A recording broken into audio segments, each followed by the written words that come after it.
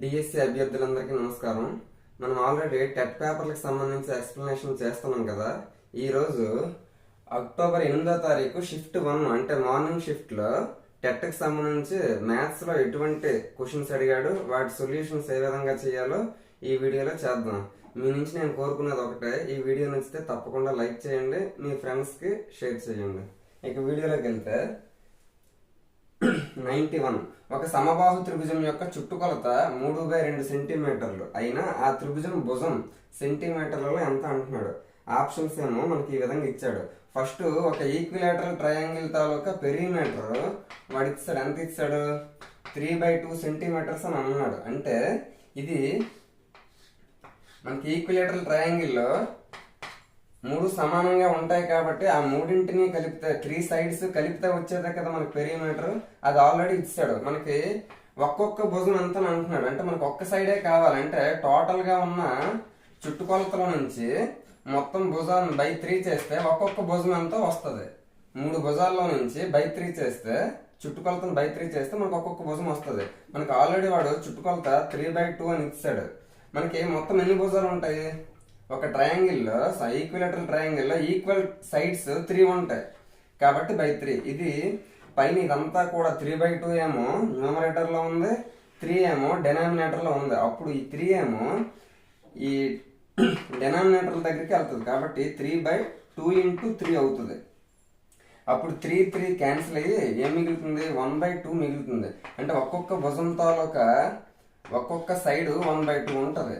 మరి 3 సైడ్లు కాబట్టి 3 ఈక్వల్ గా ఉంటాయి కాబట్టి 1/2 1/2 1/2 ఆ 3 ప్లస్ చేస్తే మనకి క్వశ్చన్ లో ఇచ్చిన చుట్టుకొలత రావాలి. వస్తుంది రాదో చూద్దాం. మనకి ఇక్కడ మూడింటి దగ్గర కూడా 2a ఉంది మనకి డినామినేటర్ కాబట్టి ఇవి లైక్ ఫ్రాక్షన్స్ అవుతాయి. 2 మరి 1 + 1 + 1 అప్పుడేమవుతుంది? 3/2 అవుతుంది. మనకి చుట్టుకొలత 3/2 ఇచ్చాడు కదా కాబట్టి ఒక్కొక్క సైడ్ 1/2 అవుతుంది. ఆప్షన్స్ లో option 2 is the correct answer. Next 92 సరైన ప్రవచనాన్ని గుర్తించండి. కరెక్ట్ స్టేట్మెంట్ ఏదో చేయమంటున్నాడు. మనకి దీర్ఘ చతురస్రాలన్నీ చిత్రస్త్రాలు అని అంటున్నాడు. మనకి దీర్ఘ చతురస్రానికి సంబంధించి అన్ని రూల్స్ కూడా చిత్రస్త్రం పాటించదు. ఎందుకనంటే మనకి చిత్రస్త్రానికి సంబంధించి అన్ని రూల్స్ దీర్ఘ చతురస్రం పాటించదు. ఎందుకంటే ఫర్ సపోజ్ మనకి చిత్రస్త్రంలో 4 సైడ్స్ కూడా ఈక్వల్ గా ఉంటాయి, కానీ రెక్టాంగిల్ లో 4 సైడ్స్ ఈక్వల్ గా ఉండవు.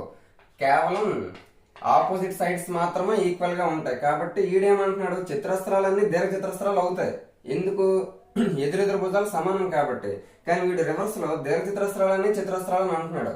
కాబట్టి ఫస్ట్ ది మనకి కరెక్ట్ స్టేట్మెంట్ అవ్వదు. నెక్స్ట్ గాలిపటాలన్నీ రాంబస్లు అవుతాయి అని అంటున్నాడు. మనకి రాంబస్ ఏమో ఏంటి? ఆసన్న భుజాలు 2 జతలు సమానంగా ఉంటాయి. ఇక్కడ గాలిపటంకి వచ్చేసరికి 2 జతల ఆసన్న భుజాలు సమానంగా ఉంటాయి. అంటే గాలిపటంలో ఈ 2 ఎడ్జసెంట్ సైడ్స్ ఈక్వల్ గా ఉంటాయి, ఈ 2 ఎడ్జసెంట్ సైడ్స్ ఈక్వల్ గా ఉంటాయి. ఇక్కడ చూస్తే ఈ 2 ఈక్వల్ గా ఉంటాయి, ఈ 2 ఈక్వల్ గా ఉంటాయి. అంటే రాంబస్ తాలూకా లక్షణాలన్నీ కూడా గాలిపటం ఫాలో అవుతుంది. కానీ గాలిపటం తాలూకా లక్షణాలన్నీ కూడా రాంబస్ ఫాలో అవ్వట్లేదు. ఎందుకు అవ్వట్లేదు? రాంబస్ లో మనకి 4 సైడ్స్ ఈక్వల్ గా ఉంటాయి, కానీ గాలిపటంలో 4 సైడ్స్ ఈక్వల్ గా ఉండవు. కానీ వీడేమన్నాడు? గాలిపటాలు అన్నీ కూడా రాంబస్లు అవుతాయి అంటున్నాడు. గాలిపటాలు అన్నీ మనకి రాంబస్లు అవ్వవు, కానీ రాంబస్లు అన్నీ కూడా గాలిపటాలు అవుతాయి. ఎందుకు? గాలిపటం తాలూకా ప్రతి రూల్ కూడా మనకి రాంబస్ అనేది ఫాలో అవుతుంది. కాబట్టి రాంబస్లన్నీ గాలిపటాలు అవుతాయి, కానీ గాలిపటాలన్నీ రాంబస్లు కావు. కానీ వీడేమన్నాడు? గాలిపటాలన్నీ కూడా రాంబస్లు అవుతాయి అని అన్నాడు. కాబట్టి ఇది కూడా కరెక్ట్ స్టేట్మెంట్ కాదు. నెక్స్ట్ అన్ని చిత్రస్త్రాలు సమాంతర చతుర్భుజాలు కావు. మనకి చిత్రస్త్రం అంటే ఏంటి? 4 సైడ్స్ ఈక్వల్ గా ఉంటాయి. మరి సమాంతర చతుర్భుజం అంటే ఏంటి? ఆపోజిట్ సైడ్స్ ఈక్వల్ గా ఉంటాయి, అలాగే ప్యారలల్ గా కూడా ఉంటాయి. ఇక్కడ ఏంటి? దీని తాలూకా రూల్స్ అనేది ఫాలో అవుతుంది. చూడండి, స్క్వేర్ తాలూకా ఆపోజిట్ సైడ్స్ ఏమో ఈక్వల్ గా ఉంటాయి, అలాగే ప్యారలల్ గా కూడా ఉన్నాయి. అలాగే సమాంతర చతుర్భుజం ప్యారలలోగ్రామ్ తాలూకా ఆపోజిట్ సైడ్స్ ఈక్వల్ గా ఉంటాయి, అలాగే ప్యారలల్ గా కూడా ఉంటాయి. ఈ 2 ప్యారలల్ గా ఉంటాయి, అలాగే ఈక్వల్ గా ఉంటాయి. ఈ 2 ప్యారలల్ గా ఉంటాయి, అలాగే ఈక్వల్ గా కూడా ఉంటాయి. అంటే చిత్రస్త్రాలు అన్నీ కూడా మనకి స్క్వేర్స్ అన్నీ కూడా మనకి ప్యారలలోగ్రామ్స్ అవుతున్నాయి. అవునా కాదా? ఎందుకు? ప్యారలగ్రామ్ సమాంతర చతుర్భుజం తాలూకా ప్రతి రూల్ కూడా మనకి చతురస్రం ఫాలో అవుతుంది. కానీ వీడేమన్నాడు, అన్ని చతురస్రాలు సమాంతర చతుర్భుజాలు కావు అంటున్నాడు. ఏ రకమైన చతురస్రం అయినా, ఏ స్క్వేర్ అయినా కూడా మనకి ప్యారలగ్రామ్ తాలూకా ప్రతి రూల్ కూడా ఫాలో అవుతుంది. కాబట్టి ప్రతి చతురస్రము సమాంతర చతుర్భుజం అవుతుంది. కానీ వీడేమన్నాడు, అన్ని చతురస్రాలు సమాంతర చతుర్భుజాలు కావు అన్నాడు. కావు అన్నాడంటే మరి ఇది కూడా రాంగే కదా, ఎందుకంటే అవుతుంది కాబట్టి మనకు కావాల్సిన ఆన్సర్ ఇది కూడా కాదు. మరి ఫస్ట్ 3 కూడా కరెక్ట్ స్టేట్మెంట్ కాకపోతే లాస్ట్ ఆటోమేటిక్ గా కరెక్ట్ స్టేట్మెంట్ అవుతుంది. Option 4 is the correct answer. మరి దీన్ని బట్టి కూడా మనం చూద్దాం ఏంటి, సమాంతర చతుర్భుజాలన్నీ ట్రెపీజియంలో. సమాంతర చతుర్భుజం అంటే ప్యారలగ్రామ్, ఆపోజిట్ సైడ్స్ ఈక్వల్ గా ఉంటాయి, అలాగే ప్యారలల్ గా ఉంటాయి. అది సమాంతర చతుర్భుజంకి. ట్రెపీజియంకి ఏంటి,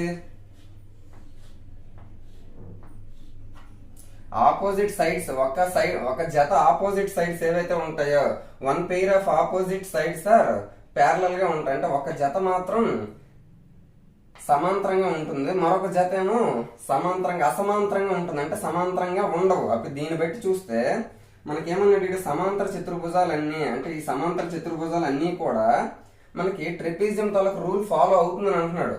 దీని తాలూకు రూల్ ఇది ఫాలో అవుతుందో లేదో చూద్దాం. మరి దీని తాలూకు రూల్ ఏంటి, ట్రెపీజియంది ఒక జత ఎదురెదురు భుజాలు సమాంతరంగా ఉండాలి. ఆ రూల్ ఇది ఫాలో అవుతుందా లేదా, రెండు జతలు కూడా సమాంతరంగా ఫాలో అవుతున్నాయి అంటే ఖచ్చితంగా ఒక జత ఫాలో అవుతున్నట్టే కదా. ఈ రెండు కూడా ఆపోజిట్ సైడ్స్ ఈక్వల్ గా ఉంటాయి, ప్యారలల్ గా ఉంటాయి. ఈ రెండు కూడా ఆపోజిట్ గా ఉన్న సైడ్స్ ఈక్వల్ గా ఉంటాయి, ప్యారలల్ గా ఉంటాయి. కాబట్టి ఒక జత ఉంటేనే చాలు మనకి, ఎందుకు ట్రెపీజియం ఫాలో అవ్వాలంటే. కానీ ఇక్కడ రెండు జతలు కూడా ఉన్నాయంటే ఖచ్చితంగా ట్రెపీజియం తాలూకా ప్రతి రూల్ కూడా మనకి సమాంతర చతుర్భుజం ప్యారలగ్రామ్ ఫాలో అవుతుంది. కాబట్టి మనకి కావాల్సిన కరెక్ట్ స్టేట్మెంట్ సమాంతర చతుర్భుజాలన్నీ ట్రెపీజియం అవుతాయి. కాబట్టి option 4 is the correct answer. Next 93. x is equal to 1/3 అయినా 3x × 3x + 5 - 3 సమాసం యొక్క విలువ. మనకి x వాల్యూను 1/3 అంటున్నాడు. ఈ ఎక్స్ప్రెషన్ ఏదైతే ఉందో ఈ ఎక్స్ప్రెషన్ తాలూకా వాల్యూ ఏంటని అడుగుతున్నాడు. ఆప్షన్స్ ఏమో ఈ విధంగా ఉన్నాయి. మనము ఈ ఎక్స్ప్రెషన్ తీసుకుందాం, 3x × 3x + 5 - 3. మనకి x ఈజ్ ఈక్వల్ టు 1/3 అంటున్నాడు కదా. కాబట్టి ప్రతి x ప్లేస్ లో మనం 1/3 వేద్దాం. 3 × x అంటే ఏంటి, 1/3 కదా. 1/3 3 × 1/3 + 5 - 3. నేను ఇక్కడ మీకు అర్థం అవడం కోసమనే 1/3 వేస్తున్నాను. మీరేమో ఎగ్జామ్ టైంలో ఇక్కడ 1/3 వేస్తే 3 క్యాన్సిల్ అయిపోతుంది, ఇక్కడ 1/3 వేస్తే 3 క్యాన్సిల్ అయిపోతుంది అని ఆ విధంగా మీరు ఇదంతా ప్రాసెస్ చేయకుండా కూడా ఆలోచించాలి. 3 ఇక్కడ క్యాన్సిల్ అవుతుంది, ఇక్కడ ఏం మిగులుతుంది 1 ఇక్కడ 3 క్యాన్సిల్ అయితే ఇక్కడ 1 మిగులుతుంది, +5 - 3. మరి 1 అంటే 1తో మనం ఏది ఇంటూ చేసినా కూడా అదే కదా వాల్యూ వస్తుంది. 1 + 5 అంటే 6 - 3. 6 - 3 అంటే 3. అంటే x ప్లేస్ లో 1/3 వేస్తే మనకి వాల్యూ ఎంత వచ్చింది, 3 వచ్చింది. ఆప్షన్స్ లో ఎక్కడ ఉంది, option 4 is the correct answer. Next 94. దత్తాంశం 5, 3, 1, 7, 9, 11, 13, 10 తాలూకా మనకి మీడియన్ మధ్యగతం ఏమో కనుక్కోమంటున్నాడు. ఆప్షన్స్ ఏమో ఈ విధంగా ఇచ్చాడు. మనకి మధ్యగతం అంటే ఏవైతే మనకి రాసులు ఇచ్చాడో, అబ్జర్వేషన్స్ ఇచ్చాడు కదా, వాటిని అసెండింగ్ ఆర్డర్ లో గానీ డిసెండింగ్ ఆర్డర్ లో గానీ ఒక క్రమ పద్ధతిలో పెట్టుకుంటే అందులో మధ్యలో ఏదైతే ఉంటుందో అదే మనకి మీడియన్ అవుతుంది. ఇప్పుడు ఇక్కడ మనకి ఏవైతే అబ్జర్వేషన్స్ ఇచ్చాడో అవి మనకి ఒక ఆర్డర్ లో లేవు, మనం ఖచ్చితంగా ఆర్డర్ లో పెట్టుకునే చేయాలి. మరి అసెండింగ్ ఆర్డర్ లో పెడదాం, స్మాల్ టు బిగ్ పెడదాం. 1 తర్వాత ఏంటి, 1 అయిపోయింది. నెక్స్ట్ 3, తర్వాత 5, తర్వాత 7, తర్వాత 9, 10, 11, 13. 1, 2, 3, 4, 5, 6, 7, 8. ఇక్కడ మొత్తం 8 ఉన్నాయి. 1, 2, 3, 4, 5, 6, 7, 8. ఇక్కడ కూడా 8 ఒక ఆర్డర్ లో అసెండింగ్ ఆర్డర్ లో నేను పెట్టుకున్నాను. ఇప్పుడు టోటల్ గా ఎన్ని ఉన్నాయి, 8 ఉన్నాయి కదా. మరి ఇటువైపు 3 తీసేయండి, ఇటువైపు కూడా 3 తీసేయండి. మనకి ఎప్పుడు కూడా అబ్జర్వేషన్స్ అనేవి ఆడ్ నెంబర్ అంటే బేస్ సంఖ్యల్లో ఉన్నాయి అనుకోండి. అంటే ఇప్పుడు సపోజ్ ఇక్కడ 7 నెంబర్స్ ఉన్నాయి అనుకోండి, మనకి 7 రాసులు ఇచ్చాడు అనుకోండి, అటు 3 ఇటు 3 తీసిస్తే మధ్యలో ఉండే 4th ప్లేస్ లో ఉంటది కదా, అదే మనకి మీడియన్ అవుతుంది. అలాగే 9 ఉన్నాయి అనుకోండి, అటు 4 ఇటు 4 తీసిస్తే మధ్యలో 5th ప్లేస్ లో ఏదైతే ఉంటుందో అదే మనకి మీడియన్ అవుతుంది. కానీ ఇక్కడ మనకి 8 ఉన్నాయంటే అర్థం ఏంటి, అటు 3 ఇటు 3 తీసియండి, మధ్యలో 7, 9 ఉన్నాయి కదా, ఆ 7, 9 ఏదో ఒక్క ప్లేస్ లో మనకు లేదు కదా, అంటే ఒక్కటే ఉంటే మనం డైరెక్ట్ గా మీడియన్ అని చెప్పొచ్చు. ఈ విధంగా మధ్యలో రెండు అబ్జర్వేషన్స్ ఉంటే వాటిని ప్లస్ చేసి బై 2 చెయ్యాలి, అది మనకి మీడియన్ అవుతుంది. ఇక్కడ మనకి ఏంటంటే ఉన్నాయి, 7 ఉంది 9 ఉంది, ఆ రెండింటిని ప్లస్ చేసి బై 2 చెయ్యాలి. 7, 9 ఎంత 16/2. 16/2 అంటే ఏమొస్తుంది, 8 వస్తుంది. కాబట్టి మనకి ఎప్పుడు కూడా ఆడ్ నెంబర్ గా ఉంటే మనకి ఏ ప్రాబ్లం ఉండదు, ఎందుకంటే అటు ఇటు తీసిగా మధ్యలో ఒకే ఒక నెంబర్ ఉంటది. ఎప్పుడైతే మనకి రాసులన్నీ ఈవెన్ నెంబర్ లో ఇస్తాడో అప్పుడు మనము ఆ మధ్యలో ఉండే రెండు రాసులని ప్లస్ చేసి బై 2 చేస్తే మనకి కావాల్సిన మీడియన్ వస్తుంది. మనకి ఆన్సర్ ఏమొచ్చింది, 8. Option 2 is the correct answer. Next 95. ఒక టెలివిజన్ 20,000 రూపాయలకు కొనబడింది. ఒక సంవత్సరం తర్వాత దాని విలువ 5% తగ్గింది. అయితే ఒక సంవత్సరం తర్వాత టెలివిజన్ తాలూకు వాల్యూ ఎంత అని అంటున్నాడు. మనకి ఆప్షన్స్ ఏమో ఈ విధంగా ఇచ్చాడు. ఫస్ట్ ఒక టీవీ ఏమో 20,000 అట, మనకి 1 ఇయర్ లో 5% తగ్గిందంట. అయితే నెక్స్ట్ ఇయర్ కి ఎంత అవుతుందని అంటున్నాడు. ఇప్పుడు మనము 20,000 రూపీస్ కదా టీవీ తాలూకు వాల్యూ. టీవీ తాలూకు వాల్యూ 20,000 రూపీస్. అయితే అందులో 5% తగ్గింది అని అంటున్నాడు. మనం ఇందులో 5% కనుక్కొని ఆ తగ్గింది తీసిస్తే మనకి ఆన్సర్ వస్తుంది. చూద్దాం. ఇందులో ఫస్ట్ 20,000 లో 10% ఎంత అని ఉంటే మనం అటు నుంచి ఒక స్థానం ఇటువైపు రావాలి, ఒక పాయింట్ పెట్టుకుంటే అప్పుడు మనకి 2,000 అవుతుంది. అంటే 10% అనేది 2,000 అయ్యింది. మనకి 5% తగ్గింది కదా, అంటే అందులో సగం కదా తగ్గింది, అంటే 1,000 రూపాయలే తగ్గింది. అంటే 20,000 నుంచి 1,000 రూపాయలు మనం తీసిస్తే ఏమొస్తుంది, 20,000 1,000 రూపాయలు. అంటే ఈ 1,000 రూపాయలు అనేది 5%. ఆ 5% తగ్గిందని అన్నాడంటే నెక్స్ట్ ఇయర్ లో ఆ 5% 1,000 రూపాయలు ఏమో తగ్గిపోద్ది.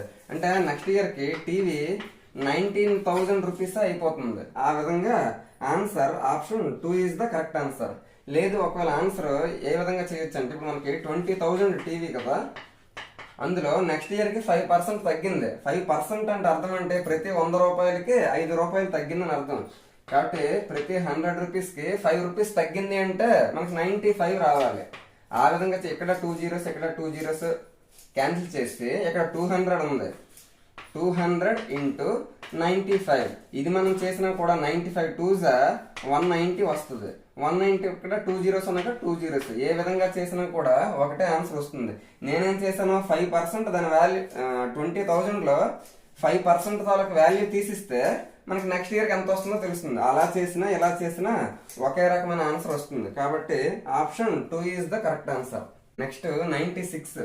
వ్యాసార్థం 7 సెంటీమీటర్లు, ఎత్తు 14 సెంటీమీటర్లు కొలతలుగా గల స్తూపం సిలిండర్ తాలూకా సంపూర్ణతల వైశాల్యము టోటల్ సర్ఫేస్ ఏరియా మనకి కనుక్కోమంటున్నాడు. మనం అందులో పై వాల్యూ 22/7 గా తీసుకోవాలి అని అన్నాడు. ఆప్షన్స్ ఏమో ఈ విధంగా ఇచ్చాడు. మనము సిలిండర్ తాలూకా టోటల్ సర్ఫేస్ ఏరియా సంపూర్ణతల వైశాల్యానికి ఫార్ములా ఏంటి, 2πr ఇంటూ r+h. ఇది మనకి ఫార్ములా. ఇందులో మనము r/h ఆల్రెడీ రేడియస్ r ఇచ్చాడు, అలాగే హైట్ ఎత్తు కూడా ఇచ్చేసాడు. మనకి 2 ఇంటూ పై అంటే 22/7 గా తీసుకోమన్నాడు. 22/7 ఇంటూ r రేడియస్ ఎంత ఇచ్చాడు, 7 into r 7 plus h height ఎంత ఇచ్చాడు, 14 ఇచ్చాడు. ఈ విధంగా ఉంటే ఇక్కడ 7 ఇక్కడ 7 క్యాన్సిల్ అవుతుంది. 22 ఇంటూ 2 44 అవుతుంది. 44 ఇంటూ 7 ప్లస్ 14 21 అవుతుంది. అంటే ఈ రెండు ఇంటూ చేయాలి. ఫస్ట్ 1 తోటి 44 చేస్తే 44 వస్తుంది, 2 తోటి 44 చేస్తే 88 వస్తుంది. ఆ రెండింటిని ప్లస్ చేద్దాం. 4 8 4 12 2 1 8 1 9 924 అనేది వచ్చింది. మరి ఆ స్తూపం తాలూకు సంపూర్ణతల వైశాల్యము 924. Option 2 is the correct answer. మనం ఈ విధంగా టోటల్ సర్ఫేస్ ఏరియా అన్నప్పుడు 2πr ఇంటూ r+h చేయాలి.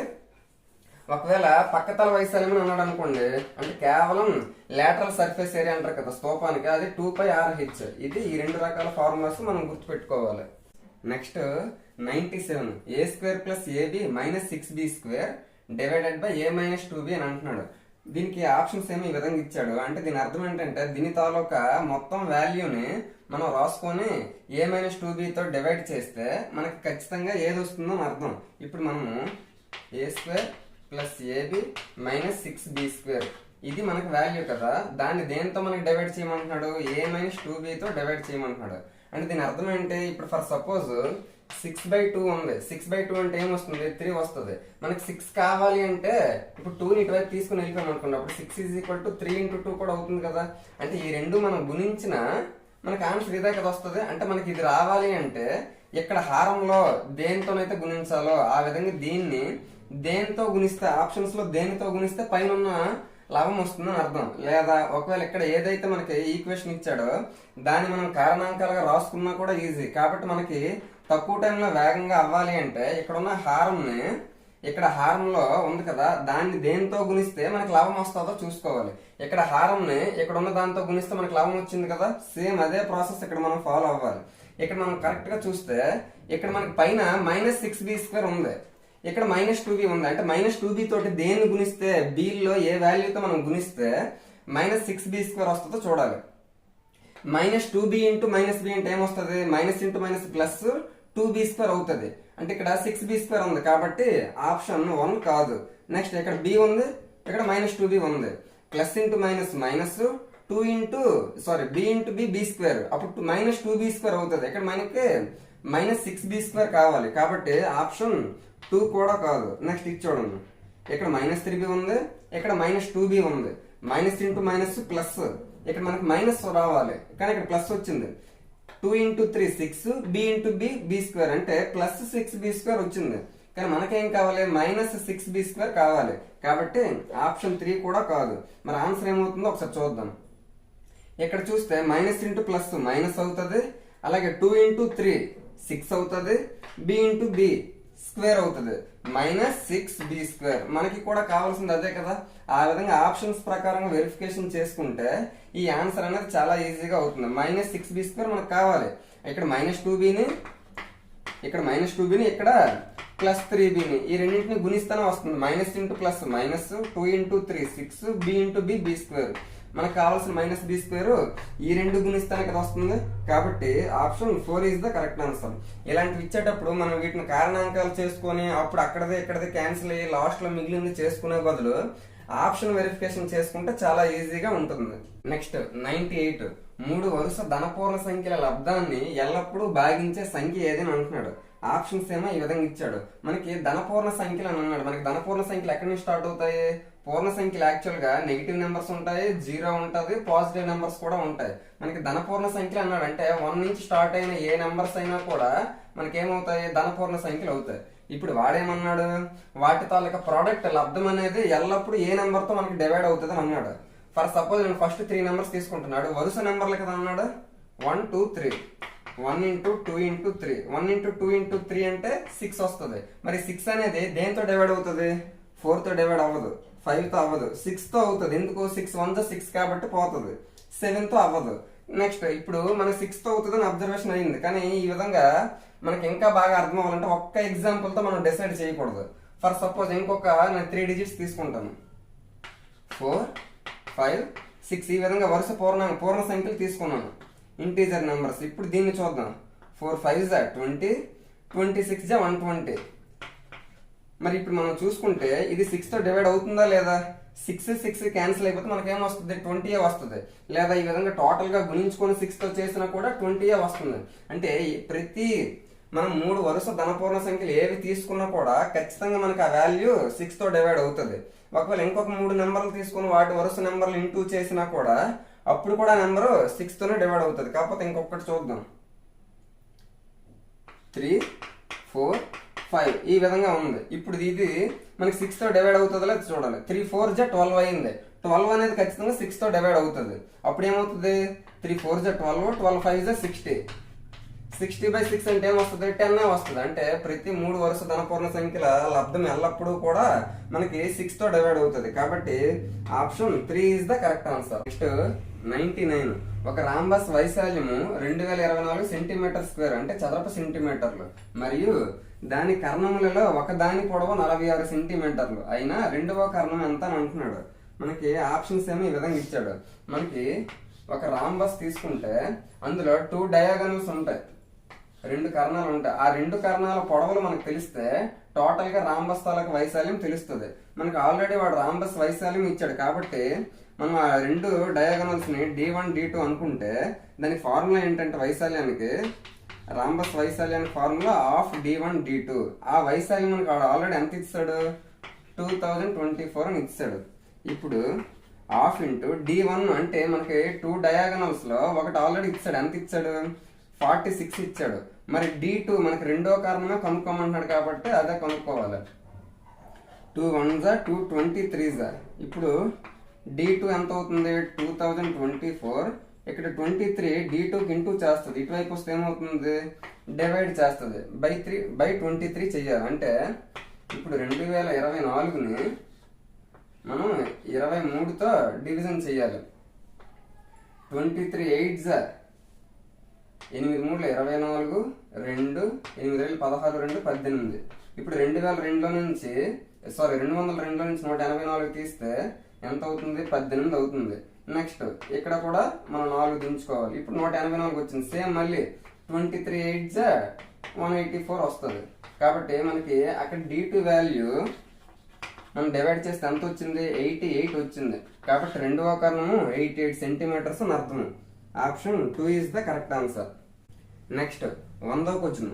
ఒక వ్యక్తి ఒక పాత ఫ్యాన్ను 560 రూపాయలకు కొని 40 రూపాయలతో మరమ్మతు చేయించను.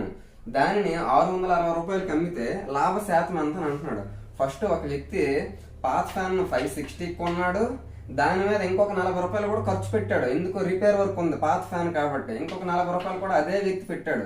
560 కొని 40 రూపాయలకి మళ్ళీ రిపేర్కి పెడితే మొత్తం అతను ఎంత పెట్టినట్టు, 600 రూపీస్ ఆ పాత ఫ్యాన్ కోసం పెట్టినట్టు. దానిని ఏం చేశాడు మనోడు, ఇంకొకరికి 660 రూపాయలకి అమ్మాడు. 660 రూపీస్కి అమ్మాడు. 600కి కొన్నట్టు అవుతుంది కదా. మరి 600 పెట్టి కొన్నాడు, ఎందుకంటే మనకి 40 రూపీస్ రిపేర్ వర్క్ కూడా అయింది కాబట్టి. అమ్మింది అంతకే 660కి. తక్కువ డబ్బులకి కొని ఎక్కువ డబ్బులకి అమ్మాడు కాబట్టి ఖచ్చితంగా లాభమే వస్తుంది. మరి ఆ లాభం ఎంత, 600 కొని 660కి అమ్మాడంటే ఎక్స్ట్రాగా 60 రూపాయలు మనోడికి లాభం వచ్చింది. కాబట్టి లాభ శాతానికి ఫార్ములా ఏంటి, లాభము బై కొన్న వెల into 100, profit by cost price into 100. Profit ఎంత వచ్చింది, 60 రూపీస్.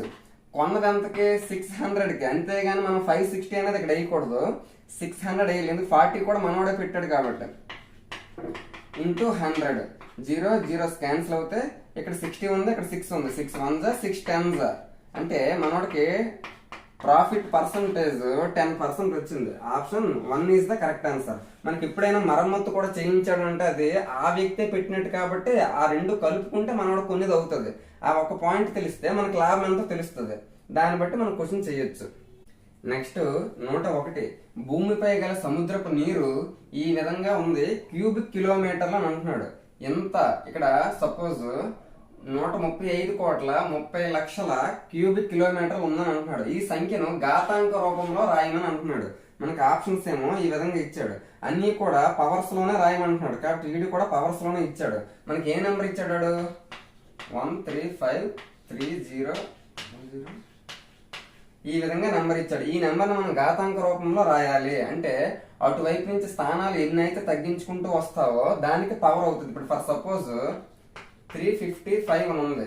ఆ నెంబర్ మనం ఎలా రాయొచ్చు, సపోజ్ ఒక స్థానమే ఇక్కడ మనం పాయింట్ పెట్టామనుకున్నప్పుడు 35.5 ఇంటూ 10 పవర్ 1 అవుతుంది. ఒకవేళ 2 స్థానాలు పెట్టారనుకోండి అప్పుడు ఇక్కడ 10 స్క్వేర్ వస్తుంది. ఎన్ని స్థానాల తర్వాత మనకి పాయింట్ తర్వాత ఎన్ని స్థానాలు ఉన్నాయో 10 పవర్ అంత అవుతుంది. ఇప్పుడు మనం ఎక్కడ పెట్టామనుకోండి 3.55 ఇంటూ పాయింట్ తర్వాత 2 ప్లేసెస్ ఉన్నాయి కాబట్టి 10 స్క్వేర్ అవుతుంది. ఇక్కడ ఎన్ని స్థానాలు ఉంటే అంత స్క్వేర్ అవుతుంది. ఆ విధంగా దీన్ని బట్టి మనం ఇదేం చెయ్యొచ్చు, ఇక్కడ మనకి ఫస్ట్ ఆప్షన్ చూస్తే 3 స్థానాల తర్వాత పాయింట్ ఇచ్చాడు. అంటే ఇక్కడ మనకి పాయింట్ ఇచ్చాడు. ఇక్కడ పాయింట్ ఇచ్చాడంటే దాని అర్థం ఏంటి, దీని తర్వాత 6 ప్లేసెస్ ఉండాలి. 1 2 3 4 5 6 7 ఉన్నాయి. అంటే మనకి ఆప్షన్ 1 కాదు. నెక్స్ట్ చూస్తే 13.53 అంటే 2 స్థానాల తర్వాత ఇక్కడ పాయింట్ ఇచ్చాడు. ఇక్కడ పాయింట్ ఇస్తే ఇక్కడ 10 పవర్ 7 అని ఇచ్చాడు. అంటే దాని అర్థం ఏంటి, పాయింట్ తర్వాత 7 స్థానాలు ఉండాలి అని అర్థం. ఇప్పుడు 1 2 3 4 5 6 7 8 ప్లేసెస్ ఉన్నాయి. అంటే ఇక్కడ 10 పవర్ 8 ఉండాలి కాబట్టి ఇది కూడా కాదు. నెక్స్ట్ 1.353 ఎక్కడ ఇచ్చాడు, ఇక్కడ పాయింట్ ఇచ్చాడు. ఇక్కడ దాని అర్థం ఏంటి, 10 పవర్ 8 లో రాశాడు అంటే పాయింట్ తర్వాత 8 ప్లేసెస్ ఉండాలి. 1 2 3 4 5 6 7 8 9 ఉన్నాయి. అంటే 10 పవర్ 9 ఉండాలి కాబట్టి ఇది కాదు.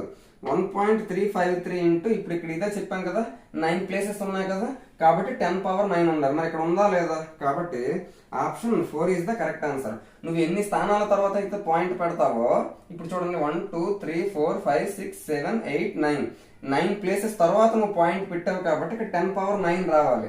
ఒకవేళ పాయింట్ ఎక్కడ పెట్టావు అనుకోండి 1 2 3 4 5 6 7 అంటే 135.3 ఇంటూ నువ్వు పాయింట్ ఎన్ని స్థానాల తర్వాత 7 స్థానాల తర్వాత పెట్టి కాబట్టి 10⁻7 అనేది రావాలి. ఈ విధంగా మనకి ఎన్ని స్థానాల తర్వాత అయితే నువ్వు పాయింట్ పెడతావో అన్ని స్థానాలకి 10 పవర్ పెట్టాలి. ఇప్పుడు నువ్వు ఇక్కడ 1.353 అన్నావు అంటే పాయింట్ తర్వాత పాయింట్ అనేది ఎన్ని స్థానాల తర్వాత వచ్చింది? 1 2 3 4 5 6 7 8 9 అంటే 9 ప్లేసెస్ తర్వాత పాయింట్ వచ్చింది కాబట్టి 10⁻9 పెట్టాలి. కాబట్టి option 4 is the correct answer. Next note రెండోది చూస్తే 1 metre plus 1 centimetre plus 1 millimetre ఎంత అంటున్నాడు.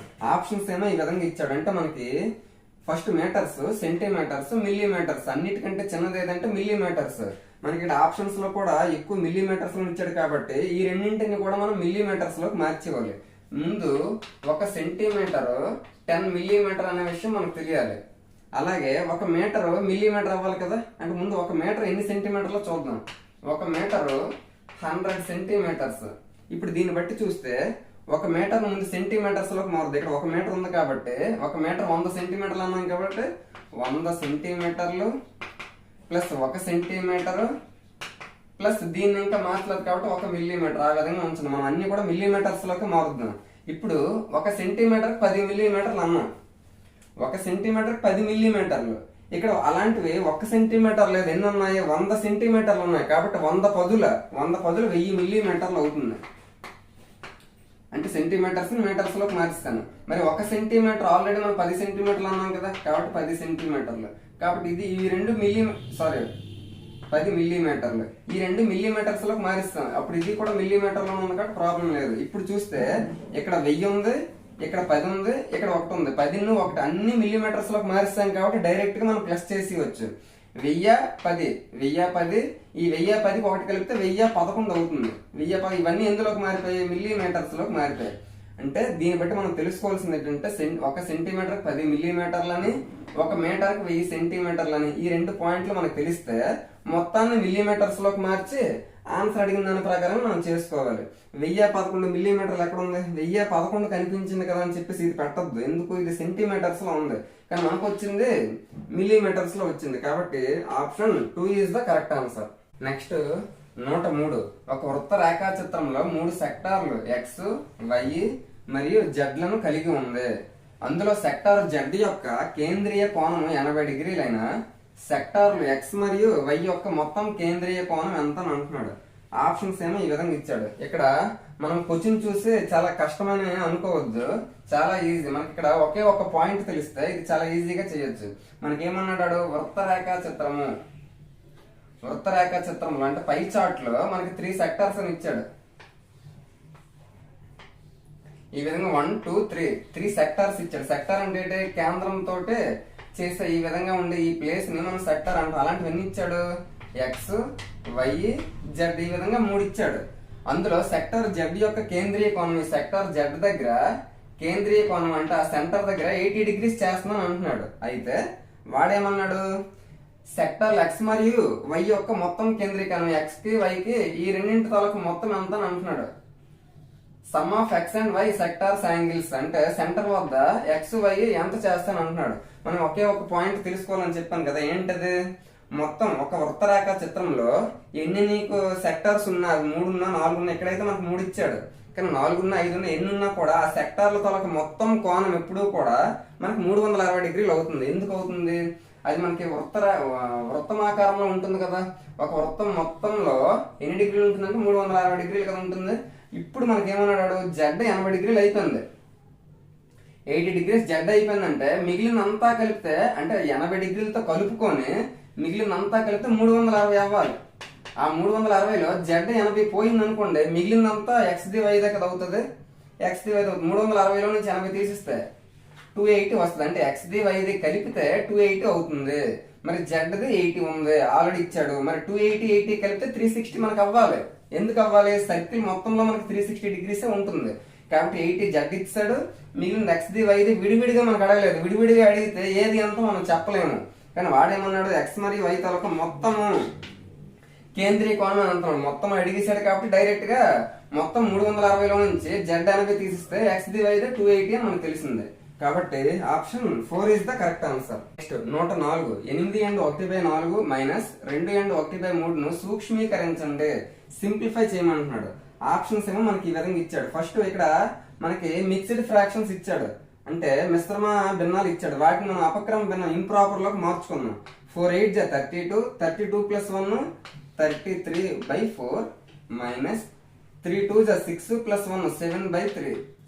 ఇప్పుడు మనకి డినామినేటర్ హారాల్లో ఏమున్నాయి, 4, 3 ఉన్నాయి. 4, 3 ఉన్నాయంటే వాటికి మనకి కసాగు 4 3 12 అవుతుంది. అప్పుడు మనం ఏం చేయొచ్చు, క్రాస్ మల్టిప్లికేషన్ చేయొచ్చు. 33 3 99 అవుతుంది, మైనస్ 4 7 28 అవుతుంది. ఇప్పుడు మనకి ఏమొచ్చింది, 99/99 మైనస్ 28. 9 లో నుంచి 8 తీస్తే 1, 9 లో నుంచి 2 తీస్తే 7, 71/12 వచ్చింది. ఇప్పుడు మనం 71/12 ని ఆడన్నీ కూడా మనకి మిక్స్డ్ ఫ్రాక్షన్ లో ఇచ్చాడు. కాబట్టి 71 ని 12 తో డివిజన్ చేద్దాం. 12 6 72, పెద్ద నెంబర్ అయిపోతుంది కాబట్టి 12 5 60, 72 నుంచి 60 తీస్తే 11. అంటే ఏమొచ్చింది, ఈ విధంగా మనం మిక్స్డ్ ఫ్రాక్షన్ ఎప్పుడైనా రాయాలి. 5 and 11/12 ఆ విధంగా మనం రాయాలి ఎప్పుడైనా. 5 and 11/12. 5 and 11/12 ఎక్కడ ఉంది? Option 1 is the correct answer. Next 105, 11 kg 11 gram divided by 11 gram అని అంటున్నాడు. మనకి ఆప్షన్స్ ఏమి ఈ విధంగా ఇచ్చాడు. అంటే ఇక్కడ ఏమంటున్నాడు, 11 kg 11 గ్రామ్ బై 11 గ్రామ్ అని అంటున్నాడు. ఇప్పుడు మనకి ఇక్కడ గ్రాములు ఉన్నాయి, ఇక్కడ గ్రాములు ఉన్నాయి. మరి ఇక్కడ మనకి కేజీలో ఉంది, ఇక్కడ కేజీలో ఉంది, ఇక్కడ గ్రాముల్లో ఉంది. మనము ఇప్పుడు ఇక్కడ కేజీలని గ్రాముల్లోకి మార్చుకుంటే పైనుండే మొత్తం కూడా గ్రాముల్లోకి మారిపోద్ది. అప్పుడు కింద ఉన్న 11 గ్రామ్స్ తోటి మనం ఈజీగా చేయొచ్చు. మనం ఇప్పుడు కూడా చెప్పుకోవాలి, ఒక కేజీకి 1000 గ్రామ్స్. ఆ విషయం మనకు తెలియాలి. ఒక కేజీకి 1000 గ్రామ్స్ కాబట్టి అలాంటి ఎన్ని కేజీలు, 11 కేజీస్ కాబట్టి 11,000 గ్రామ్స్ అవుతుంది. 11,000 గ్రామ్స్. అలాగే ఇది 11 గ్రామ్స్ బై దేని చేయమంటున్నాడు, 11 గ్రామ్స్ చేయమంటున్నాడు. ఇప్పుడు మనం చూస్తే పైన గ్రామ్స్ లోనే ఉంది, కిందన గ్రామ్స్ లోనే ఉంది. ఇక్కడ మనకి ఇప్పుడు 11 తో దీన్ని డివైడ్ చేద్దాం. విడివిడిగా మనము డివైడ్ చేయొచ్చు. అంటే 11,000 grams by 11 grams plus 11 grams by 11 grams. ఈ విధంగానైనా మనం ప్లస్ చేయొచ్చు. ఇప్పుడు ఇక్కడ గ్రామ్స్ గ్రామ్స్ యూనిట్స్ పోతాయి. ఇప్పుడు ఇక్కడ 11,000 ఉంది, కింద 11 ఉంది. అప్పుడు ఏమవుతుంది, 11,000 11తో భాగించాలంటే 1000 అవుతుంది కదా. ఎందుకంటే 11,000 11,000 అవుతుంది. ప్లస్ ఇక్కడ 11 ఉంది, ఇక్కడ 11, ఇది రెండు క్యాన్సిల్ అయితే 1 ఉంటుంది. అప్పుడు 1000 + 1 ఏమవుతుంది, 1001 అవుతుంది. కాబట్టి option 2 is the correct answer. Next 106, -44/110 యొక్క ప్రామాణిక రూపము సింప్లెస్ట్ ఫార్మ్ రాయమంటున్నాడు. మనకి ఆప్షన్స్ ఏమో ఈ విధంగా ఇచ్చాడు. వాడు ఏమి ఇచ్చాడు, -44/110 అని ఇచ్చాడు. ఇప్పుడు మనకి సింప్లెస్ట్ ఫార్మ్ అంటే అర్థం ఏంటంటే, ఇప్పుడు మనకి న్యూమరేటర్ డినామినేటర్ ఎంత వరకు అయితే మనకి తెగకుండా ఉంటాయో అంతవరకు మనం తెగొట్టుకుంటూ వెళ్ళాలి. ఇప్పుడు మనకి 44 ఉంది, 100 ఉంది. నీకు డైరెక్ట్ గా ఈ రెండు ఏ టేబుల్ తో తెగుతాయో తెలిస్తే ఈజీగా చేయొచ్చు. ఒకవేళ తెలియకపోతే 2 తోటో 3 తోటో చిన్న చిన్న నెంబర్లతో చేయొచ్చు. నాకు ఇప్పుడు 11 తో ఈ రెండు తెగుతాయని మనకు తెలుసు. ఎందుకు, 11 4 11 10. ఇప్పుడు ఏమొచ్చింది, -4/10 వచ్చింది. ఎక్కడతో మనకి ఆన్సర్ అయిపోతుంది. ఇంకా మనకి దేంతో డివైడ్ అవుతుందేమో చూడాలి. ఇంకా అవుతుంది. 2 2 2 5. కాబట్టి మనకి ఏం మిగిలింది, -2/5 మిగిలింది.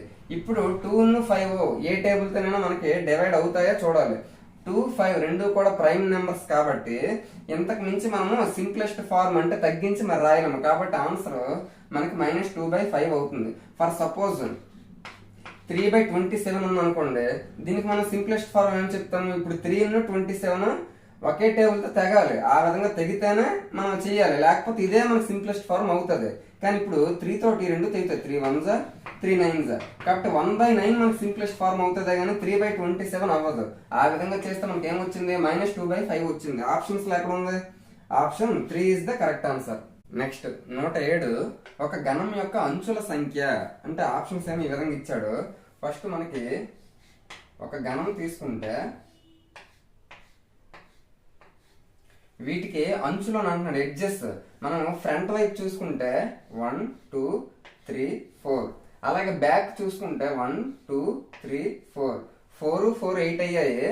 ఇంకా సైడ్లు చూసుకుంటే ఇక్కడ ఒకటి ఇక్కడ ఒకటి ఇక్కడ ఒకటి ఇక్కడ ఒకటి, అంటే సైడ్లు కూడా 4 ఉంటాయి, ఫ్రంట్ కి 4 ఉంటాయి, బ్యాక్ 4 ఉంటాయి. టోటల్ గా ఎడ్జెస్ ఎన్ని ఉంటాయంటే ఎడ్జెస్ 12 ఉంటాయి. సేమ్ అలాగే ఇంకా మనం ఏ ఇన్ఫర్మేషన్ తెలుసుకోవచ్చు, శీర్షాలు అంటే వెర్టిసెస్ ఎన్ని ఉంటాయంటే 1 2 3 4 5 6 7 8, మూలలు ఎన్ని ఉంటాయంటే 8 ఉంటాయి. అలాగే ఫేసెస్ ఎన్ని ఉంటాయి, తలాలు ముందు వెనక కింద పైన కుడి ఎడమ మొత్తం కలిపి 6 ఫేస్లు అయ్యాయి, 6 తలాలు అయ్యాయి. ఇప్పుడు దీన్ని బట్టి మనకి ఆయిలర్ అనేవాడు ఏంటి చెప్పాడు అని అంటే ఎడ్జెస్ అనేవి v plus F is equal to E+2 అవుతుంది అని అన్నాడు. అది ఏ రకమైన త్రిమితీయ ఆకారంలో ఉన్న 3D షేప్ లో ఉన్న ఎటువంటి పటానికైనా సరే, ఎటువంటి బొమ్మకైనా కూడా ఈ ఫార్ములా అనేది వర్తిస్తుందని ఆయిలర్ అనేవాడు కనిపెట్టాడు. వి అంటే వెర్టిసెస్, మూలలు ఎన్ని ఉన్నాయి అన్నాను 8 ఉన్నాను. ఎఫ్ అంటే ఫేస్లు, తలాలు ఎన్ని ఉన్నాయి అన్నాను 6. ఈ అంటే ఎడ్జెస్, ఎడ్జెస్ ఎన్ని 12 ప్లస్ 2. ఈ విధంగా 8 ప్లస్ 6 అంటే 14 వచ్చింది, 12 ప్లస్ 2 అంటే 14 వచ్చింది. ఆ విధంగా 14 సరిపోయిందా లేదా? కాబట్టి 3D డయాగ్రామ్ దేనికైనా కూడా v plus F is equal to E+2 అనే ఫార్ములాని మనకు కనిపెట్టింది ఎవరంటే ఆయిలర్. మరి మనకు సంబంధించి ఇప్పుడు అంచుల సంఖ్య అడిగాడు కదా, ఆల్రెడీ ఎడ్జెస్ ఎన్ని అని కనుక్కున్నాము, 12 అని కనుక్కున్నాం. కాబట్టి option 3 is the correct answer. 108 4t plus 2/4 is equal to 6 minus 2t plus 3/3 లో t విలువ కనుక్కోమంటున్నాడు. ఆప్షన్స్ ఏమి ఈ విధంగా ఇచ్చాడు. First 4t plus 2/4 is equal to, ఇక్కడ 6 కింద డినామినేటర్ ఏమీ లేదంటే 1 ఉన్నట్టు కదా, అప్పుడు 1కి 3కి ఎల్సిఎం 3 అవుతుంది. కాబట్టి మనం ఇప్పుడు క్రాస్ మల్టిప్లికేషన్ చేయొచ్చు. 3 6 18. ఇప్పుడు 1 తోటి దీని అంతటిని మనము ఇంటూ చేసిన సేమ్ ఇదే వస్తుంది. కాబట్టి ఇప్పుడు మైనస్ తోటి దీన్ని ఇంటూ చేయాలి. Minus into 2t minus 2t minus into plus minus 3. ఈ ఒక్క పాయింట్ మైనస్ అనేది 2tకి వస్తుంది, అలాగే మైనస్ అనేది ప్లస్ కూడా వర్తిస్తుంది. కాబట్టి మైనస్ ఇంటూ ప్లస్ మైనస్ కూడా అవుతుంది.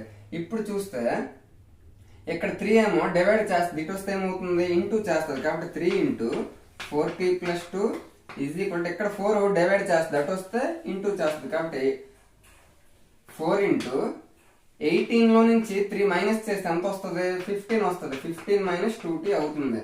ఇప్పుడు 3 into 4 12t plus 3 into 2 6, 4 into 15 60 minus 4 2 8t. ఇక్కడ మైనస్ 8t ఇటు తెచ్చారు అనుకోండి, ప్లస్ 8t అవుతుంది. అప్పుడు 12t ప్లస్ 8t, ఇక్కడ 60 ఉంది, ఇక్కడ ప్లస్ 6 అటు వస్తే మైనస్ 6 అవుతుంది. ఇప్పుడు 12 8 20t అవుతుంది. 60 లో నుంచి 6 తీస్తే 54. t is equal to 54/20. 54 20 2 తో డివైడ్ అవుతాయి. 2 10s 2 27s. కాబట్టి t ఈజ్ ఈక్వల్ టు 27/10 వచ్చింది. మరి 27 10 దేంతో డివైడ్ అవ్వవు కాబట్టి మనకి అదే ఆన్సర్ అవుతుంది. ఆప్షన్స్ లో ఎక్కడ ఉందా, option 4 is the correct answer. Next 109 250లో 10% ప్లస్ 40లో 8% విలువ ఎంత అని అంటున్నాడు. ఆప్షన్స్ ఏమి ఇలా ఇచ్చాడు. మనకి 250లో 10% అన్నాడు అంటే ఖచ్చితంగా ఒక స్థానం తర్వాత పాయింట్ పెట్టుకుంటే చాలు, లేదా మనకి 10% అన్నాడంటే 10/100 ప్లస్ 40లో 8% కాబట్టి 8/100. ఆ విధంగా ఈ దీని వాల్యూకి ప్లస్ చేయమంటున్నాడు.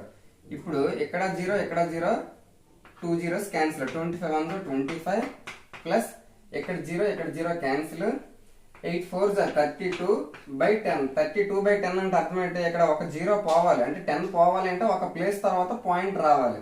అంటే 25 ప్లస్ 3.2 అవుతుంది. ఎందుకు అంటే మనకి ఇక్కడ ఒక 0 ఉంది, ఒక 0 పోవాలి అంటే 10 పోవాలి అంటే ఒక స్థానం తర్వాత పాయింట్ పెట్టాలి. ఇక్కడ ఒకవేళ 2 zeros 100 ఉందనుకోండి, 2 ప్లేసెస్ తర్వాత పాయింట్ పెట్టాలి. ఇక్కడ మనకి 10 ఉంది కాబట్టి 10లో ఒక 0 మాత్రం ఉంటది కాబట్టి ఒక ప్లేస్ తర్వాత పాయింట్ పెట్టాలి. ఇప్పుడు 25 ప్లస్ 3.2 అంటే 25 3 కలిపితే 28.2. 28.2 అనేది ఆన్సర్ అవుతుంది. Option 2 is the correct answer. Next 110 a is equal to b cube అయినా ఆప్షన్స్ ఏమవుతుంది అని అంటున్నాడు. ఇప్పుడు మనకి A is equal to B cube అంటే బికి క్యూబ్ ఉంది అంటే ఆ క్యూబ్ అనేది ఇటు వచ్చింది అనుకున్నప్పుడు ఏమవుతుంది ఏ పవర్ 1/3 అవుతుంది. అప్పుడు ఆ క్యూబ్ ఇటు వచ్చింది కాబట్టి ఇక్కడ ఏముంటుంది ఒక్క బి మాత్రమే ఉంటుంది అంటే A power of 1/3 is equal to B అయ్యింది. ఇప్పుడు అలాంటి ఆప్షన్ ఎక్కడ ఉంది, ఇది A cube is equal to B అన్నాడు. ఆ క్యూబ్ డైరెక్ట్ గా ఇటువైపు వస్తే క్యూబ్ అవ్వదు 1/3 అవుతుంది కాబట్టి ఇది కాదు. Next A power of 1/3 is equal to ఇక్కడ బి మాత్రమే ఉండాలి కదా, ఇటు రూట్ బి అన్నాడు కాబట్టి ఇది కూడా కాదు. A power of 1/3 is equal to B మనకు కావాల్సింది ఇదే కదా కాబట్టి ఆప్షన్ 3 అవుతుంది. మరి cube root B is equal to A ఎందుకు అవుతుంది, ఇక్కడ ఆల్రెడీ బి క్యూబ్ అన్నాడు, అది క్యూబ్ రూట్ ఏ విధంగా కూడా అవ్వదు కదా కాబట్టి మనకు కావాల్సింది option 3 is the correct answer. మనకి క్యూబ్ అనేది ఇటువైపు వస్తే క్యూబ్ రూట్ ఏ అవుతుంది అంటే A is equal to B cube కదా, ఆ క్యూబ్ ఇటు వస్తే cube root A is equal to B అవుతుంది ఎందుకు క్యూబ్ ఇటు వచ్చింది కాబట్టి. మరి క్యూబ్ రూట్ ఏని ఎలా రాయొచ్చు, ఇక్కడ ఈ విధంగా సింబల్ ఉంది కదా అది పోవాలి అంటే ఏ పవర్ ఆఫ్ 1/3 అవుతుంది ఈజ్ ఈక్వల్ టు బి. మనకు కావాల్సింది ఇదే కాబట్టి ఆప్షన్ 3 కరెక్ట్ ఆన్సర్. నెక్స్ట్ 111 45 డిగ్రీల యొక్క పూరక కోణం 3K అయినా K విలువ ఎంత అని అంటున్నాడు. ఆప్షన్స్ ఏమో మనకి ఈ విధంగా ఇచ్చాడు. మనకి 45 డిగ్రీస్ తాలూకా పూరక కోణము కాంప్లిమెంటరీ యాంగిల్ ఏమవుతుందని అంటున్నాడు. మనకి కాంప్లిమెంటరీ యాంగిల్ అంటే ఏంటంటే ఏ రెండు యాంగిల్స్ మనము ప్లస్ చేస్తే 90 డిగ్రీస్ అవుతుందో అది ఆ రెండు కోణాలను కూడా మనము కాంప్లిమెంటరీ యాంగిల్స్ పూరక కోణాలు అని అంటాం. ఇప్పుడు మనకి 45 డిగ్రీల తాలూకా పూరక కోణం అడిగాడు అంటే 45కి ఎంత కోణం కలిపితే 90 డిగ్రీలు అవుతుంది, 45కి ఇంకొక 45 డిగ్రీలు కలిపితేనే ఆ రెండు కోణాలు 90 డిగ్రీలు అవుతుంది, పూరకాలు అవుతాయి. కాబట్టి మనకు కావాల్సింది ఏంటి 45 డిగ్రీల తాలూకా పూరక కోణము 45 డిగ్రీలు అయ్యింది. ఎందుకు 45 డిగ్రీలు కలిపినప్పుడు 90 డిగ్రీలు అవుతుంది కాబట్టి. ఈ పూరక కోణం వాడెంత అంటున్నాడు 3K అంటున్నాడు అంటే ఈ 45 డిగ్రీలు అనే పూరక కోణము 3Kకి సమానము అని అంటున్నాడు. మరి దీన్ని బట్టి మనకు అడిగింది ఏంటి K విలువ అడిగాడు కాబట్టి 3K 45 అయినప్పుడు K ఎంత అవుతుంది K ఈజ్ ఈక్వల్ టు ఇక్కడ 3 ఏమో ఇంటూ చేస్తుంది Kకి, ఇటువైపు వస్తే ఏమవుతుంది డివైడ్ చేస్తుంది కాబట్టి 45/3 3 1s 3 15s కాబట్టి K ఈజ్ ఈక్వల్ టు 15 అవుతుంది. Option 1 is the correct answer. మనకి 45 డిగ్రీస్ కి పూరక కోణము 45 డిగ్రీస్ వచ్చింది కదా అని 45 అనేది పెట్టకూడదు. ఆడు ఎందుకు పూరక కోణం ఎంత అవుతుందని అడగలేదు, పూరక కోణం ఆల్రెడీ 3K అయితే K విలువ ఎంత అని అన్నాడు కాబట్టి K విలువ 15 డిగ్రీస్ అనేది కరెక్ట్ ఆన్సర్. నెక్స్ట్ 112 వేరు వేరు చీటీలపై 1 నుండి 10 వరకు సంఖ్యలను రాసి డబ్బాలో వేసి కలపబడినాయి. యాదృచ్ఛికంగా ఒక చీటీ తీయబడింది అయితే అది 5 కంటే తక్కువ రావడానికి సంభావ్యత ఎంత అని అంటున్నాడు. మనకి ఆప్షన్స్ ఏమో ఈ విధంగా ఇచ్చాడు. మనకి 1 నుంచి 10 వరకు చీటీలపై రాసి దాన్ని ఒక డబ్బాలో వేసాడు. ఆ డబ్బాలను పూర్తిగా కలిపేసి మనం చూడకుండా ఒక చీటీ తీస్తే మొత్తం 1 నుంచి 10 వరకు ఏదైనా మనకు వచ్చే ఛాన్స్ ఉంటది కదా కాబట్టి టోటల్ ఛాన్సెస్ ఎప్పుడు కూడా 10 అవుతుంది. ఎందుకు అందులో 10 చీటీలు ఉన్నాయి కాబట్టి ఏది వస్తుందో మనకు తెలియదు కాబట్టి మొత్తం అవకాశాలు ఎప్పుడు కూడా 10 అవుతుంది, కిందే ఉంటది.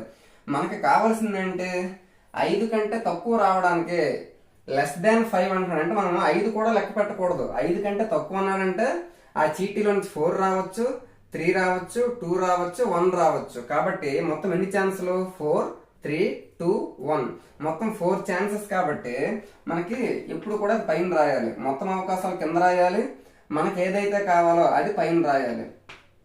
4/10 వచ్చింది. ఇప్పుడు 2 2s 2 5s అంటే 2/5 అనేది మనకి ప్రాబిలిటీ అవుతుంది. మరి 2/5 ఇంకా దేంతో మరి డివైడ్ అవ్వదు కాబట్టి ఇదే మనకి ఫైనల్ గా వచ్చే ప్రాబిలిటీ. ఆప్షన్స్ ఎక్కడ ఉంది option 3 is the correct answer. మనం చాలా మంది 5 కంటే తక్కువ అన్నా కూడా మనం 5 కూడా లెక్క పెట్టేస్తాం. 5 కూడా లెక్క పెట్టేస్తుంటే అప్పుడు మనకి 5 ఛాన్సెస్ అవుతాయి, 5/10 అయిపోద్ది. 5/10 అంటే 1/2 అనేది ఆన్సర్ అయిపోద్ది. ఆప్షన్స్ లో 1/2 కూడా ఇస్తాడు. మనకి 5 కంటే తక్కువ అన్నాడు కాబట్టి 5ను కూడా లెక్క పెట్టకూడదు. 4 3 2 1 ఆ విధంగా లెక్క పెట్టుకుంటే మొత్తం 4 ఛాన్సెస్ వస్తాయి కాబట్టి 4/10 ఆన్సర్ ఏమో 2/5 అవుతుంది. Next 113 4 + 4 + 4 + 4 divided by 4 divided by 3 + 3 + 3 divided by 3. ఇక్కడ మనం తెలుసుకోవాల్సింది ఏంటంటే మనం ఫస్ట్ పైది చేద్దాం. మనకి 4 + 4 + 4 + 4 అంటే మొత్తం 16 అవుతుంది. 16 డివైడెడ్ బై 4 అన్నాడు అంటే పైది మనకి ఆన్సర్ 4 వచ్చేస్తుంది, అది పక్కన పెట్టండి. నెక్స్ట్ ఇక్కడ మనం చూస్తే మనం ఎప్పుడు కూడా ఇలాంటివి చేసేటప్పుడు మనం బడ్మాస్ రూల్ అనేది ఫాలో అవ్వాలి. అంటే ఫస్ట్ బ్రాకెట్ ఉంటే బ్రాకెట్ కంప్లీట్ చేయాలి. మనకి పై దాంట్లో బ్రాకెట్ ఉంది కాబట్టి ముందు బ్రాకెట్ కంప్లీట్ చేసాము. తర్వాత డివిజన్, బ్రాకెట్ అయిపోయిన తర్వాత మనం దేనికి ప్రిఫరెన్స్ ఇవ్వాలి? డివిజన్ కి ఇవ్వాలి. బ్రాకెట్ మొత్తం కంప్లీట్ చేసిన తర్వాత డివిజన్ కి మనం ప్రిఫరెన్స్ ఇవ్వాలి. కాబట్టి ఇదంతా చేస్తే 16 డివైడెడ్ బై 4 చేస్తే మనకు 4 వచ్చింది. అంటే మనకి న్యూమరేటర్ తో ఏ ప్రాబ్లం లేదు. కానీ ఇక్కడ చూస్తే మామూలుగా మనం ఏం చేస్తాము, 3 + 3 + 3 ఇదంతా టోటల్ చేసేసి అప్పుడు ఏమొస్తుంది, 9 డివైడెడ్ బై 3. 9 డివైడెడ్ బై 3 అంటే ఎంత, 3 అవుతుంది. కాబట్టి 4/3 అని అనుకుంటాం. కానీ అది కాదు, లవం న్యూమరేటర్ లో 4 ఉంటది. కానీ ఇక్కడ మనకి ఎటువంటి బ్రాకెట్ లేదు కదా. బ్రాకెట్ లేనప్పుడు మనకి ఏమవుతుంది, డివిజన్ బ్రాకెట్ తర్వాత ఆఫ్ అంటే బ్రాకెట్ అది కూడా లేదు. నెక్స్ట్ దేనితో మనం ఫాలో అవ్వాలి, డివిజన్ తో ఫాలో అవ్వాలి. అంటే ఇక్కడ డివిజన్ దేనికి ఉంది, ఇక్కడ 3కి ఇక్కడ 3కి ఉంది. కాబట్టి మిగిలినంత యాజ్ ఇట్ ఈజ్ గా రాయాలి. 3 + 3, 3 డివైడెడ్ బై 3 అంటే 1 అవుతుంది. అదొకటి గుర్తుపెట్టుకోవాలి. ఇప్పుడు 4 + 3 + 3 + 1 అంటే ఎంత అవుతుంది, మొత్తం 7 అవుతుంది. 4/7 అవుతుంది ఆన్సర్. ఆప్షన్స్ లో ఎక్కడ ఉంది, option 4 is the correct answer. అలా కాకుండా మనం మామూలుగా చేస్తే పైన 4 వచ్చింది, కిందన ఇదంతా కలిపితే 9 డివైడెడ్ బై 3 అంటే 3 వేస్తాం. 4/3. 4/3 కూడా ఫస్ట్ ఆప్షన్ లోనే ఇచ్చాడు. కాబట్టి ఇలాంటివన్నీ మనము బడ్మాస్ రూల్ ప్రకారంగా చాలా క్లారిటీగా చేసుకోవాలి. మనకి option 4 is the correct answer. Next last the 114 సెంటీమీటర్ల వ్యాసార్థం గల వృత్తాకార ఫలకం యొక్క పరిధి కనుక్కోమంటున్నాడు. పై వాల్యూ 22/7 తీసుకోమంటున్నాడు. ఆప్షన్స్ ఏమి ఇలా ఇచ్చాడు. మనకి వృత్తాకార ఫలకం ఉంది, దానితో రేడియస్ వ్యాసార్థమేమో 14 సెంటీమీటర్లు అని ఇస్తాడు. మనకి అడిగింది అంటే ఈ వృత్తాకార పరిధి ఉంది కదా, సర్కంఫరెన్స్, అది అడుగుతున్నాడు. సర్కంఫరెన్స్ కి ఫార్ములా ఏంటి, 2πr. 2 ఇంటూ పై వాల్యూ ఎంత తీసుకోమంటున్నాడు, 22/7 ఇంటూ r వాల్యూ ఎంత ఇచ్చాడు, 14 ఇచ్చాడు. 7 1 జా 7 2 జా 2 2 జా 4, 22 తోటి 4 ఇంటూ చేస్తే 88 వస్తుంది. దాని తర్వాత వృత్తాకార పరిధి మొత్తం ఎంత అంటే 88 సెంటీమీటర్స్ అవుతుంది. Option 1 is the correct answer. ఈ విధంగా అక్టోబర్ 8వ తారీఖు సంబంధించి మార్నింగ్ షిఫ్ట్ లో టెట్ లో మనకి మ్యాథ్స్ లో ఎటువంటి క్వశ్చన్స్ అడిగాడు, వాటి తాలూకు సొల్యూషన్స్ ఏ విధంగా చేయాలో క్లియర్ గా చెప్పుకోవడం జరిగింది. ఈ వీడియో కనుక మీకు నచ్చిందంటే తప్పకుండా లైక్ చేయండి. మీ డిఎస్సి ఫ్రెండ్స్ ఎవరైతే ఉన్నారో వారికి కూడా షేర్ చేయండి. Thank you.